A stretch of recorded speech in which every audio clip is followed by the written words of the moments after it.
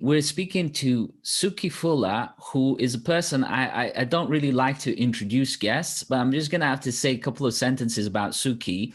She's one of those people that whenever I go to a business startup networking event, Suki's always there.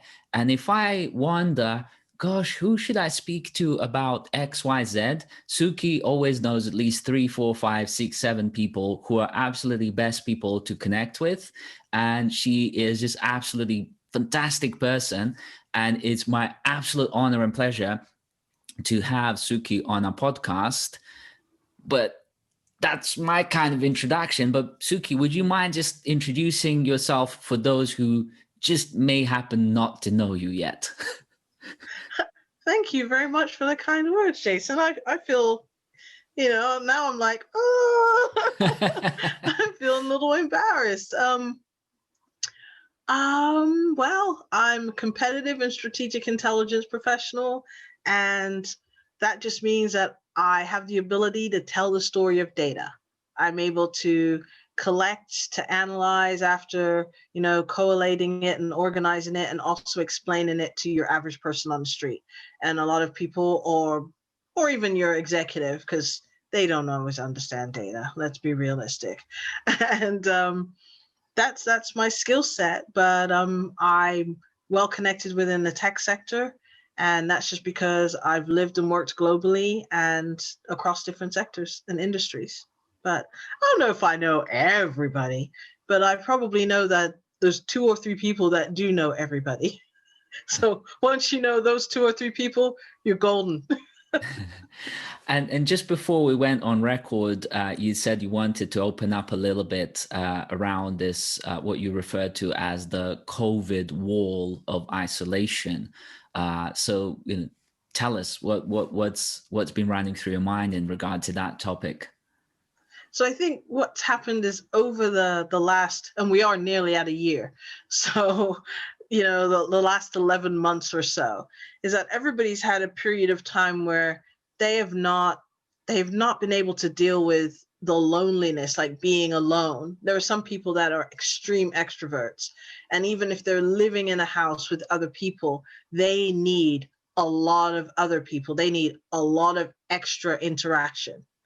And then you have some people that live by themselves and they need a little bit of extra interaction.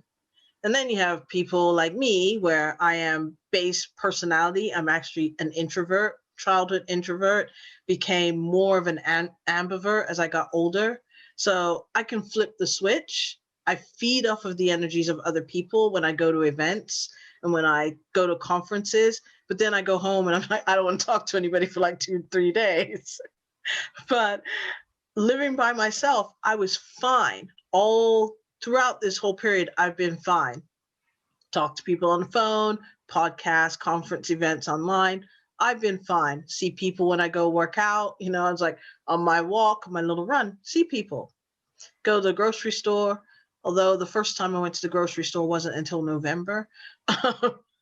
So I was ordering everything. But I would say in the last 2 or 3 weeks, and it's been roughly around 2 weeks ago, that I hit this wall. And it was this wall of, I actually do feel lonely. And it's not loneliness. It was more loneliness than lonely. And it was, I wanted somebody in my physical space. I wanted somebody that was in the same room. I could hear them breathing or coughing or just sitting in the same room in silence. It's the presence of somebody and being able to go, okay, you're here 10 minutes, you got to go now. But it was just having somebody in the space. And that's when it really hit me. Like, oh, wow. I haven't had anybody in my household except for the plumber who came to fix the pipes because it was the coldest, it was cold and the pipes outside froze and they came and defrosted, but not the same as having somebody sit on your couch, have a drink, eat food, break bread. It hit. And then I think emotionally, it was having to deal with that. It was like, okay, how am I going to deal with this? And for a lot of people, they will either call everybody in the world. For me, just sort of retreated in myself, and I said, okay, I got to deal with this. So I said, there are things that I normally wouldn't do, like have a steak, that I was like, I'm going to do that. I'm going to do the things that I would do if I were going out, but just do it at home. So I said, I'm going to actually sit down and watch a lot more television. I didn't, because it couldn't hold my attention, but I Yeah. just said, I actually just took the time to take us a real good step back. And some people, I think when that hits, you're either going to go extrovert or you're going to go introvert. But I actually found this place where I just kind of sat with it and said, I need to accept this. Mm-hmm. And I I'm mean, good, except for the steak eating part. Shouldn't have done that. Suki, I love what you said, actually, because kind of organically you arrived at the question I was going to ask, right? So we introduced with COVID wall of loneliness. You know, when we're not going to events, running around, basically being stuck at home, it also basically, I think, has favored introspection for everyone this entire last year. And so if we start with this first area of design company, which is purpose, what I would want then to ask you is, how has this helped you maybe, focus, redefine, or, detail further your purpose? And coming out of a year of self-imposed, well, government-imposed monastic living, what would you define your current purpose as, or purposes? I would say last year, at the beginning, it was more of a drive of, I had a friend whose daughter was in Armenia, and she had to get her back to the States. And so she was here in London, and I just sort of the purpose was help her get her daughter out of Armenia before they shut down and before she was stuck there as a student with nobody, and get her back to the States. So that was my first few weeks just before we locked down. And then after that, my purpose was, I got to make sure everybody is okay. So I was going around, calling everybody, messaging everybody, hey, you okay? Do you need anything? And then it got to, okay, George Floyd happened. That for me is, I think as a Black woman, I was already in sort of this state of, I was kind of angry because there's a lot of stuff that had been going on, a lot of injustices that you see, not just around being a Black person, but just in general. So I was already at this kind of, I was really irritated. Then that happened. I went from being angry to like full on rage. I just did not want to deal. The whole summer was very little with the social media. I just pulled back. I said, I don't want to interact because people wouldn't recognize me. They would just not be able to understand the rage that was coming from me. And I didn't know how to do that in a way that would be constructive, because it would just be a big vat of anger. So as time has gone on, I mean, okay, I understand this feeling.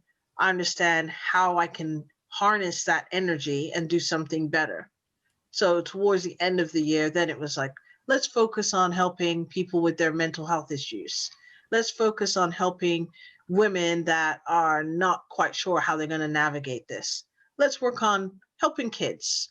Let's just make the world a better place. Just make people aware and understand what we have and how we can build better, not build back better. As I said, I don't like that phrase, build better, so that we are the next stage of where we go in the world. What we're doing is better than where it was. We can take the lessons of history and apply it to making sure that what we do in the future is 150 times better than what we have now. And for me, my purpose really this last 2-3 weeks has really, I found hyper focused. It's really weird. It's like I just sat and then I had a conversation with 1 or 2 people. I said, I think I really have honed in what I want to do. And before, I liked so many different things. I have a lot of different interests. And before it was, I'm going to do this, I'm going to do this, and I'm going to do this. Now it's, I know that I can do that. I know that I can help people here and in different areas. But at the end of the day, ultimately, my focus, my passion is making sure that I do elevate humanity, that I do take people that step forward. And it's just identifying how I can do that.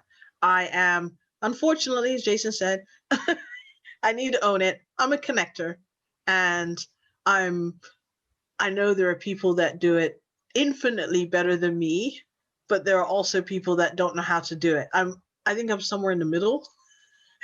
And I think when you know those people that are uber connectors, you're just always going, I shouldn't compare myself, but you do.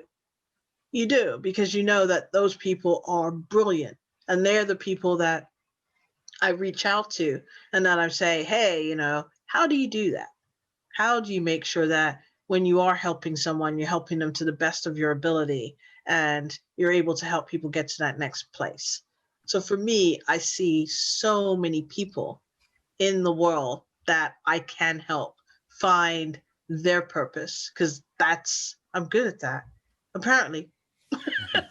Awesome. I need to own it. Own it. Yes, I'm good at that. Yes. So when it comes to people, then who are you looking to help? And we're all human. Like on this podcast right here, right now, we have somebody who is white, and then Mo is Egyptian. He is technically African, but he's grown up in France and UK and is now back in Alexandria. And then you identified yourself as a Black woman. Yet you are a citizen of the earth, as far as I see you. So how do you hone in on who you want to help right now, and how do you connect people? Give us some power tips to become perhaps connectors as well.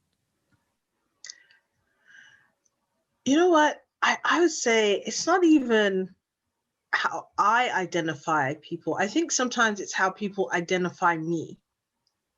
It's like I can see that there are one or two young women that I have seen that are functioning in sort of the tech world, and you look at them, you look at what they're posting, you look at their output, how they interact with people, and you think, is there anybody guiding them? Because they have you see the potential.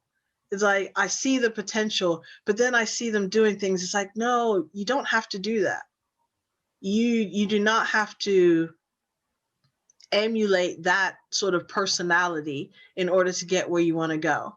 And so I've seen people that have done that, and I've said, hey, let's have a conversation. Let's have a chat. And it's like, I'm not going to be your mentor or your advisor or anything. I'm just giving you some advice from what I see, my perception of you, what you are actually putting out to the world, and how I think that maybe you ought to change it up a little bit. And sometimes people have come to me and said, I really just want to learn how to do this. They said, how do I meet people? How do I speak to people so that they understand what I'm trying to teach them? And you have a lot of people, especially in the tech sector, that have this excellent skill where they can break down anything technically, but they're not able to speak about how they did it. And for a lot of people that I have helped, it is really helping them have the ability to decipher what they've done and explain it to other people. And they've been able to marry, as I always say, marry the quantitative aspects with the qualitative aspects. And that tells the full circle, full story of what they're trying to do. And that's been basically how I help people. Just marry the right and the left brain. Although I think that's really that's a fallacy. I think we all do. It's just a matter of the percentage on the day. Yeah. I mean, I like this idea that you have of analytical storytelling, right, Suki? Because often we have, people waffling with a bunch of words, sentences, but no connection to real world data, or like the hyper data, hyper quantitative people, but it doesn't make sense for the average citizen without a PhD in statistics, right? So I like this idea of like, okay, how do we like take something that's fact-based and then give people an emotional connection to that, so they can actually identify and they can actually participate in the conversation. So, I mean, from your experience, doing this kind of analytical storytelling in organizations, helping people overcome, dashboarditis, shall we say, right? To actually like understand what's happening and have real conversations, what are maybe some of your favorite, I'm looking for the word, horror stories? Because, as we say in French, better to laugh than to cry about it. And, to balance that, because we'd have to be positive in design company, what were some really good practices, either that you did yourself or that you saw? I'll start with the good first. Yeah, as you wish, whichever way. So I do this talk, and it's called the life of data. And this one really helps to explain how information, how connected data, how disparate data, how it actually impacts your life, beyond your life.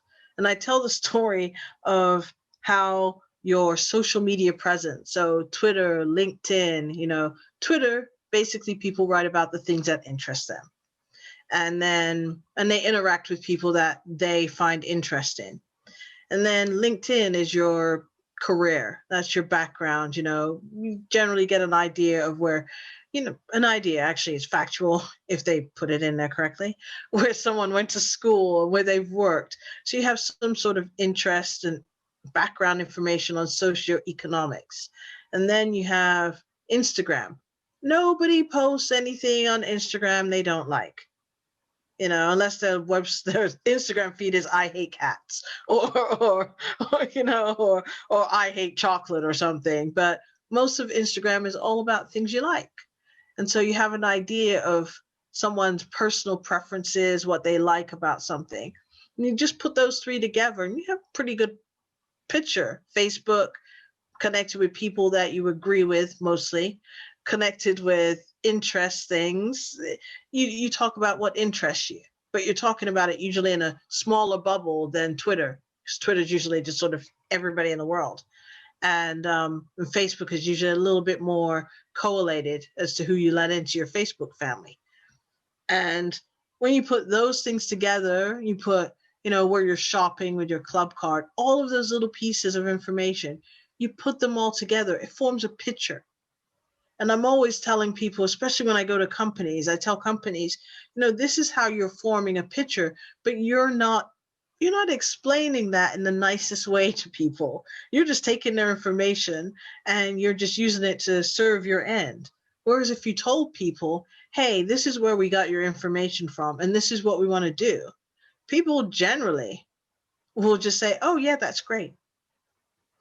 They'll usually give it to you quite willingly if you tell people. Transparency is a beautiful thing.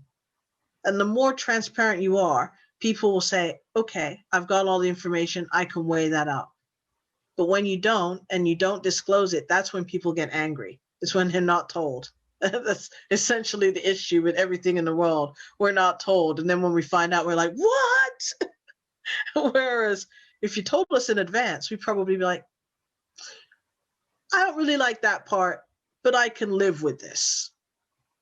And I think that's what we're seeing now. And when I go in and I talk to corporates and I put it that way, they're generally like, oh yeah, maybe we should be more transparent. Yeah, you should. And that's the great thing of like things like GDPR.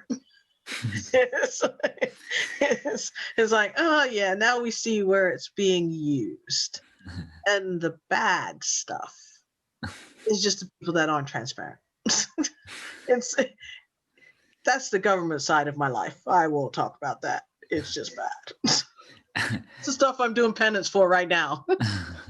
So in terms of innovation, then what are some startup or just generally business or even just life innovations that you're seeing that are catching your eye and maybe you're even participating in, enabling? We could talk about audio. Everybody's talking about audio right now. What I find fascinating with audio is that people they're going for the low-hanging fruit, like conversation transcription. And I think when you build something like a Clubhouse, if you had started out just like with Google Glass, if they had started out from the actual people helping people advance in humanity, like how can you help humans become better, it would be much more successful. Clubhouse hasn't started out with how can we make humans be better. It's just started out with, oh, we want to connect people and we want to make money from it. We're just not telling you how right now. And if they had started out from a place of, we want people to be better, it's like, how can we help people that are not able to have video conference calls and not able to function from that end? And how about if we connect people not based on the contacts in their phone or the contacts in their email? How about we connect people based on what they have a particular interest in? How if the conversation is not with people you already know, it's with just random people? And Clubhouse starts out with connecting you with the people that you know already. So you're already going to be biased and select people that you follow on Twitter or that have followed you. And then you go out and find other people because you're in a room and it's just, a random 1,000 people. And you go, oh, well, that person looks interesting. But what's the incentive to click on that person's profile other than that they're on the stage? What about the other, 850 people in the room that are in the audience? There's nothing that incentivizes anybody to go through, click on those people, look at their profile and connect. And so you have, there's actually a Swiss company that I became aware of this week called Angle. And what's so great about them, they're audio also. And I just started testing this out yesterday. And there's no way to search people. You basically, and they're in closed beta right now.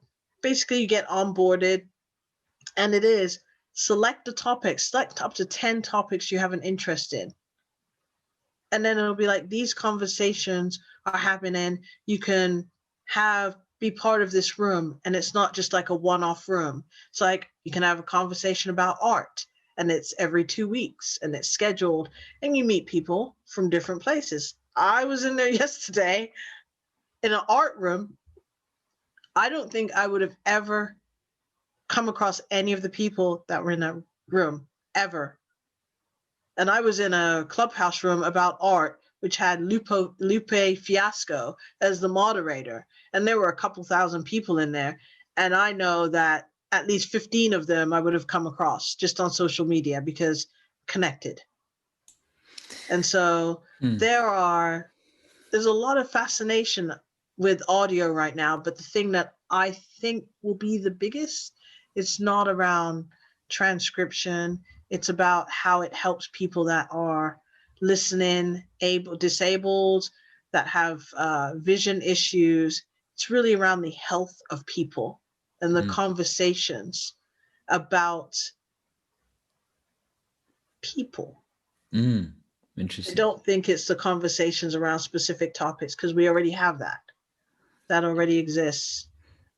I tuned into a couple of Clubhouse talks, and it was just so late. And maybe it was because I selected money as one of my interests, but I was like, the money thing was like, some of these people have been on there for like 10 hours straight and gone like, yeah, last year I bought 17 properties and I flipped that and I put it in there. And, then I was like super abundance meditation. I flipped that in there and flipped that. I was like, oh God, so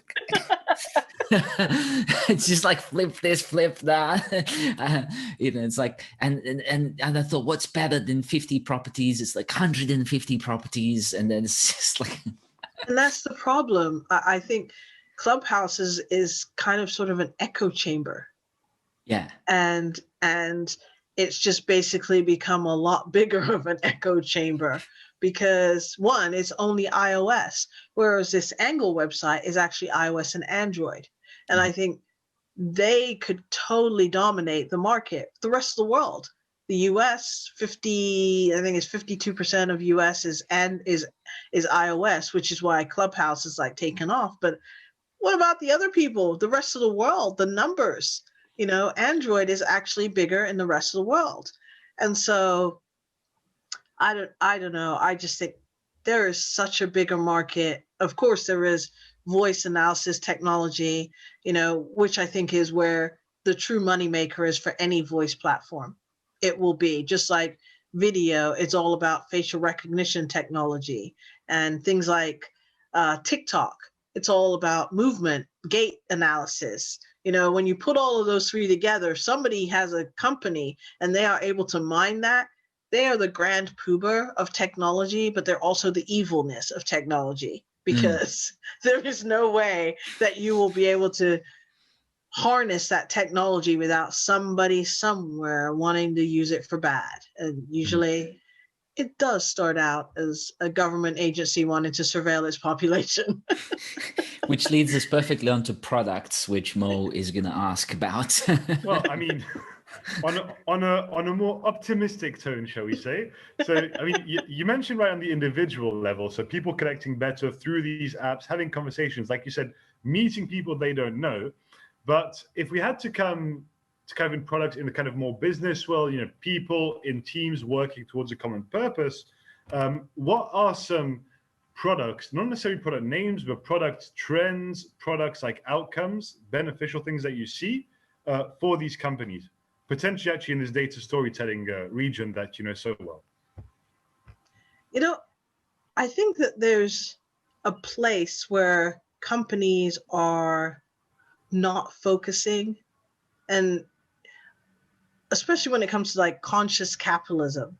I just think there's a concept there that has been ignored, and we're seeing it a little bit, but not enough. I think there's people always think of capitalism as just like get the money, get the money, get the money. But there's a way that that can function where you're actually helping and enabling everybody to become a little bit more equal.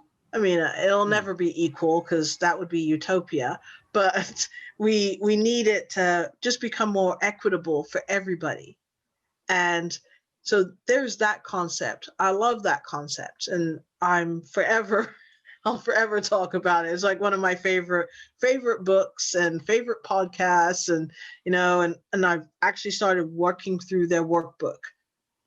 And there's also, I hate the term because it makes it sound so, there's ESG, but it really just comes down to the fact of when you have like the UN SDGs, so you have like your social development goals, sustainable development goals, you have these 17 goals, but what it really comes down to is goal number 17, which is combining all of them.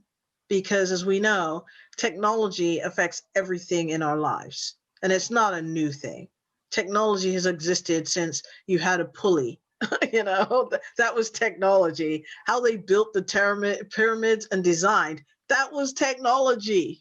People think, you know, technology had to be electricity or something electrical that was, you know, powered by the internet. No, you know, it's not.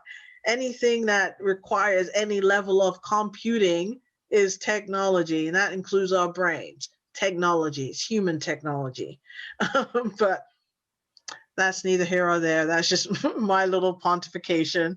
And then you have sort of, when you're looking at sort of the UN SDGs and you're looking at all of the things that are really relevant, you know, even with ESGs. So you have the environment. I think people need to focus on that because none of this is really relevant if we don't have a planet. But people are very short term sometimes in the way that they think. They're thinking about themselves, their children, and maybe possibly their grandchildren if they have grandchildren. But a lot of people aren't thinking about 4 generations down the road. You know, it's legacy. It's like we need to think about the planet in that way. And then you have the societal issues, which also plays into how we are actually treating the planet, how we're actually doing what we do in business, what we do in our personal lives, whether or not we're using too much plastic, whether or not the corporate has a big, huge office with a bunch of mainframes, Bitcoin. People don't realize, they think everything that's in the cloud is just in the cloud. It's just out there. It's ambiguous. No, that actually takes energy that we have to harness that in fact is really, you know, is affecting the planet. But people are very short-term, very, dare I say, tactical in how they live their lives. They're just thinking about how it affects them now. And I always live my life thinking about how it's going to affect future generations. And I don't even have kids, so I could live my life like I don't care, you know? But I'm thinking about when I leave this planet, I want to know that I did my part to make sure that it could be sustained, that I left it in a better place. But, you know, that's Yeah. me. I'm a little bit of a dreamer in that regard. Well, you know, some would still say that America is still the greatest, country on the planet, and it's a land of the dreams, right, and home of the brave. So dreams, I suppose, pulled people towards bigger realizations, including those pyramids in Egypt, where Mo is at. So there's some sort of role to dreaming that can be functional, but I noticed that a lot of people are actually lost in their own fantasy and some sort of wishful thinking, which is, there's always in any one of these kind of things, there's like the pro and a con side, or some sort of like a functional, non-functional way. But when it comes to then money, what's your take on money? Like, especially in the context of companies, perhaps companies that you're advising, and some of those founders, that you've, had coffees with and so on. What would you say to them about money, and why? I can't say anything 100% skewed in good or 100% skewed in bad. I mean, there is that sort of government analyst trained part of me that was always sort of risk averse. And when you're working in companies and you're a financial analyst, yeah, there's a little risk averse. But as I say, with any concept of money, it's all based on a fiat system. That's just the way the human brain works. So even if it is Bitcoin, it's still based on the fundamentals of money. It is. I mean, it's just a different way. It's a different system, but it's still based on the same basic fundamentals. So with Bitcoin and with mining, the thing that I love is the promise that it could be equal. It could, make it a little bit more equal for everybody. But then there is the bad part, which is there are people that are using it for nefarious means. And unfortunately, with any technology, there's the good and there's the bad. And it's just a matter of the rules that are going to basically make sure that it's used for good don't apply to anybody who wants to use something for bad. Rules don't apply. If you're a criminal, rules do not apply. They are there basically to normalize something. Rules do not apply to criminals. And it's just a matter of how much regulation is needed in order to make sure that the majority of people in that system stay on the good side. That's basically it right now. I dabble a little bit with Bitcoin. I'm really mad because right now I'm shut out of my Coinbase account, but that's a whole nother issue.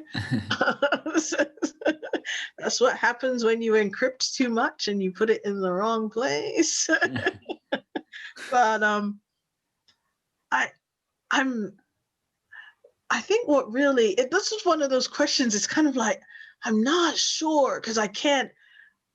It's like you watch it and you see how it reacts, how people react, how the market reacts. And not really, you can't put your finger on whether or not this is going to be a good thing. You can't. There is no way. With your regular markets, you kind of have an idea because that's based on historical aspects, most of it. Yeah. But with this, it's an unknown. It's an unknown, and it's a beautiful thing. It's beautiful in the fact that it can build. There's so much potential. Yeah. But then there is that restrictive part of being a human where there's that fear of the unknown. Yeah.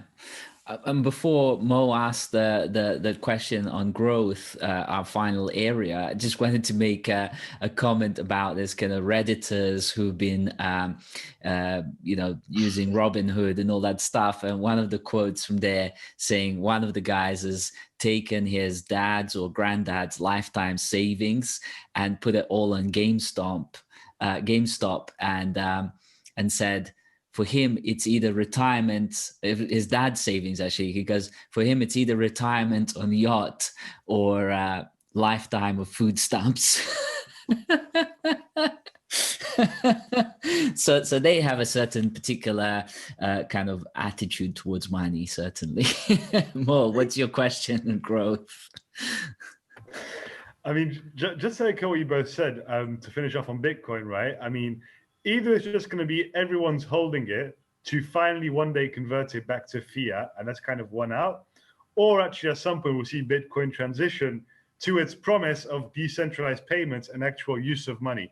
So yeah, I mean, for now I'm just seeing that as an interesting experiment. It will be good to see how that turns out. But talking about growth then, so Suki, if you had to maybe, what are things in the world that you want to see grow right now? Let's finish on a holistic, planetary question. What do you want to see growing in the world? Trees. I knew she was going to say trees. I'd like to see. I feel like so idealistic when I say it. Like I want there to be peace and harmony, but it's not just peace and harmony. I would like to see the recognition of people being treated equally. It's like the titles, the tags that we put on people. Sometimes I just want there's a piece of me that just wants them to all go away. Just, it's like the only tag should be like human. And we need to really realize that we actually are inhabiting a space and we share the space with all these other things. There are animals, there are, plants, there are trees, there's the sky, there's all of this. And we are not the only focus here. And I think that people, when they look at just the world, they always look at human first. And I'm like, yeah, human first, because you can look at human first and then, you're whatever you identify with. That's great, but the planet is not human first. It's the planet. If we are not on this planet, it will still function. It doesn't need us to function. We need the planet to function for us.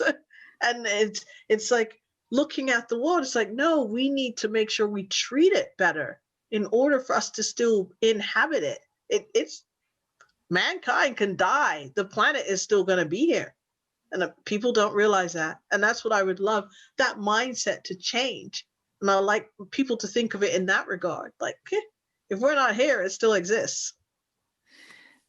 There is a tree in treatment. Exactly. Oh, I'm taking that. I am taking that. So grow more of the equal treatment. Yeah, it's. I always tell my little niece that. I always say that to her. She goes, well, I said, well, guess what? If humans aren't on the planet still exists. And she's like, oh, wow, yeah, it's true. So Suki, to finally close it off, first of all, I absolutely, appreciate you once again coming on the podcast and sharing your, holistic thinking and wisdom and, touching on all these things that most people say, well, what's trees got to do with humans, right? And as you realize, like everything, because we're breathing the output of the trees, right? They're literally the lungs of our lives. So what's your main focus point these days in terms of things that you are working on that you want to perhaps promote that we can link in the description of this podcast, and how can people find you? I want to help those people that have really great ideas that are not out there in the wider populace. I want to help the people that are working on agricultural tech that, you know, decided, oh, let's do this a little differently. So, you know, which is great. Company I worked with, Entocycle, vertical farming. You know, it's like, I like those concepts that are still working towards bettering humanity, not just bettering humanity, bettering how we live so the planet lives. People that are underfunded, that are not recognized, you know, it's like helping connect them to who can help them get the money because they haven't had the access to it. And helping people in parts of the world where they are brilliant, but because they're in, you know, Madagascar, they're not viewed as brilliant and they don't have a degree from some school. But meanwhile, you know, they've built a whole complete robotics kit and from, you know, scrap metal and made it work. Meanwhile, you've got somebody here who has access to all of that and they would never even think about it. Yeah. And just one final question. Have you been given an OBE yet or MBE? No. Okay, so you're probably next in line. No, I don't think so. Okay. Well, Suki, thank you so much. Really appreciate you coming on, and you know, stay smiling. You know, that smile. You know, if we could bottle that up somehow, man, that's what's really needed. You know what? There are a few things in the world that I always tell people, and it sounds a little trite when you say it sometimes, but no matter how bad your life is, there's always somebody whose life is worse. And it works on so many levels, because sometimes you see pictures of people that are living in absolute squalor, that have nothing, but they're still smiling because they're always considering, like, my life is bad, but that person's life is worse. And sometimes when you're looking at somebody and you think, wow, my life is not as bad as that person, they're looking at you going, that person looks like they have a better life, but they don't look happy. I've actually, you know what? I actually think I've cracked the reason why that happens. And having been through war in Bosnia and then a refugee and all this kind of like bottom of the barrel kind of living, when you had this sort of like rock bottom, there's only up to go to and something to look forward to. Whereas when you kind of like to what you perceive as at the top, it's actually very scary because you don't actually know what else there is, but you know it's a long way down. So it's a bit scary being on top in that sense, because you know when you're in the bottom, there's only way out, only ways up, unless you kind of just die, in which case kind of people say, well, all my problems are solved anyway at that point.